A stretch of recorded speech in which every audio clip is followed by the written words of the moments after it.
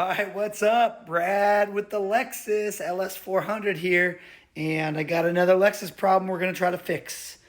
Let's check it out. This time, it's with the serpentine belt. Well, can you spot the problem here? That is the belt that used to be around. See that pulley down there? See that pulley down there? And the pulley right there? This is the serpentine belt, the drive belt, and it is busted.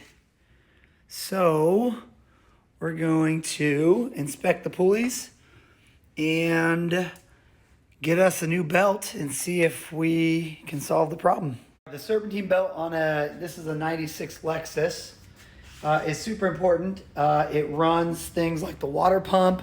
It runs the AC. Moves the, what else does it move? The coolant around. There's a tensioner pulley that you have to make sure has the proper tension so that all these belts get the appropriate strength to spin properly. So if those things are not spinning properly, your car's going to overheat. Oh, the power steering. It runs the power steering. And so you need the tensioner pulley so your car doesn't overheat. So your AC works, and so your power steering works. So since mine had broke, I was just able to pull this old,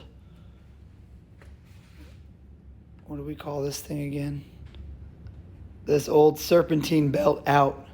All right, so the next step, I took the cover off and removed the idler pulley, the drive belt idler pulley, and the tensioner pulley. Both of those spun, but not with good, well, one of them didn't spin, this guy. The tensioner pulley spun with a little bit of grinding. So I figured they're both bad. Let's swap those out. Let's get a new belt. That's gonna be the cheapest next route to go. And look what I found in this idler pulley. The bearing is gone. See at the bottom there? Totally gone. This was seized up. So let's replace it and put the new belt on and clean everything up and call it good. All right, so now we're gonna put back the tensioner pulley. I'm just gonna get this right back in here and slot it back up in there, and then I'm just gonna hand tighten it, right? First, make sure it's not cross-threaded. And remember, this is the left-hand threaded one. Okay, we got the drive belt pulley on, tensioner on, and we're just going to put the idler pulley right there on the top part of the engine. And this is just a regular thread, so we'll hand thread it in. And then the torque is like 37 Newton meters, I believe. You ready to turn it on? Yep. Ready? Go for it.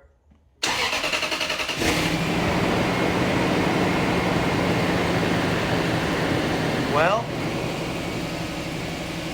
I still got the air box off, but it looks like the pulleys are spinning nicely and serpentine's belt's working. So let's count that as success.